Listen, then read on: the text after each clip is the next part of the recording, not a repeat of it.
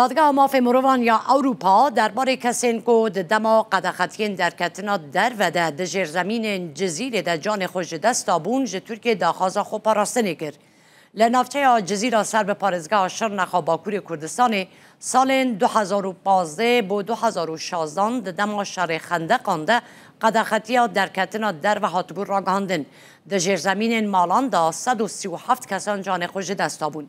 پرانیا 137 کسان خندکار زانیگه بون که جبور راوستاندن شهر چوبون حرمه و در جر زمین مالان دا جان خوش دستان.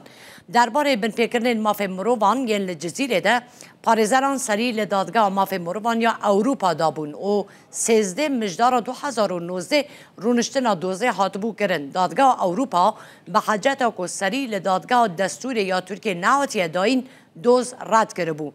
پارزران پشتی بریارا رد کرنه یا دادگاه دستور یا ترکیه جارا کدن سری لدادگاه اروپا دان. دادگاه اروپا جی روژا 22 گلان 2025 جبر بن فکرن ماف مروان لترکیه داخوازا پاراستنه کرد.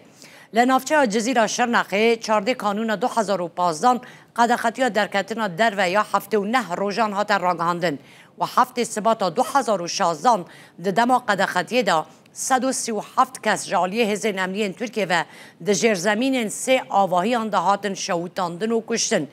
کمیساریا بلند ماف مروان یا نتوین یک گرتی جی جبو بویرن بیناسه یا تابلو یک مینا قیامتی گربو.